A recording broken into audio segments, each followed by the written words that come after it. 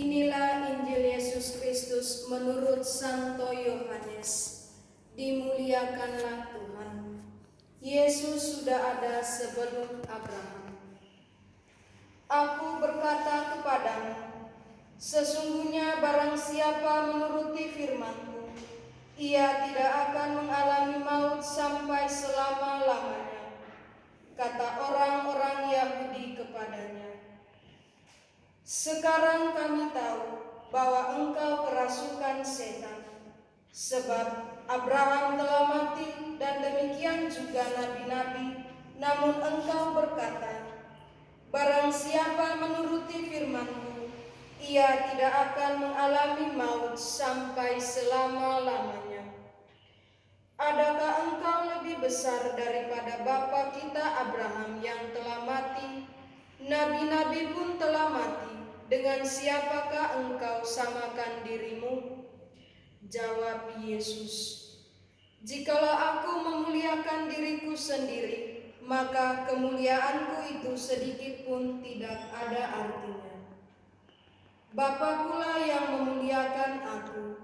Tentang siapa kamu berkata, Dia adalah Allah kami, padahal kamu tidak mengenal Dia.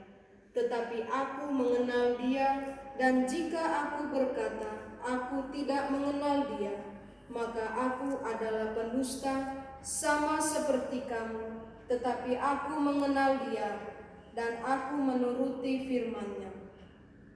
Abraham bapamu bersukacita bahwa ia akan melihat hariku, dan ia telah melihatnya, dan ia bersukacita. Maka kata orang-orang Yahudi itu kepadanya, umurmu belum sampai 50 tahun, dan engkau telah melihat Abraham. Kata Yesus kepada mereka, aku berkata kepadamu, sesungguhnya sebelum Abraham jadi, aku telah ada. Lalu mereka mengambil batu untuk melempari Dia, tetapi Yesus menghilang dan meninggalkan bait Allah. Demikianlah Injil Tuhan. Terpujilah Kristus. Renungan Harian 2 April 2020. Saudara-saudariku yang terkasih, bacaan hari ini menyinggung tentang Abraham. Di dalam Injil Yohanes, kita mendengar bahwa Allah dan Abraham dijanjikan berkat, keturunan, dan tanah.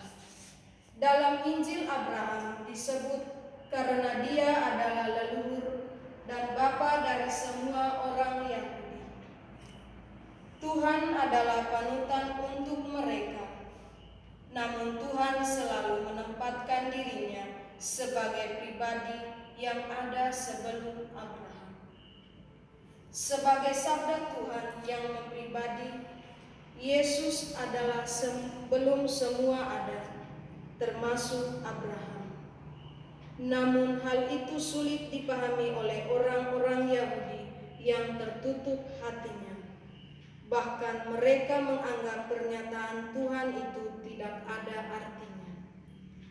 Masalahnya, orang Yahudi sesungguhnya adalah tidak mengenal siapa sebenarnya Yesus. Berbagai tanda dibuat dan diberikan, tetapi mereka belum juga mau mengakui kealahan Yesus dan percaya kepadanya. Yesus adalah firman Allah yang menjadi manusia dan tinggal di antara kita. Saya pun berharap perjanjian baru dengan Kristus ini berbuah di dalam hidup kita dan saya, dan menjadi berkat bagi banyak orang. Tiada cara lain untuk itu selain menjadi lebih dekat dengan Tuhan dan mengenalnya lebih dalam melalui doa dan kitab suci. Tuhan yang adalah firman Allah akan menghasilkan buah berlimpah jika kita dan saya setia melakukan apa yang Tuhan firmankan bagi kita semua. Amin. Pace Bene.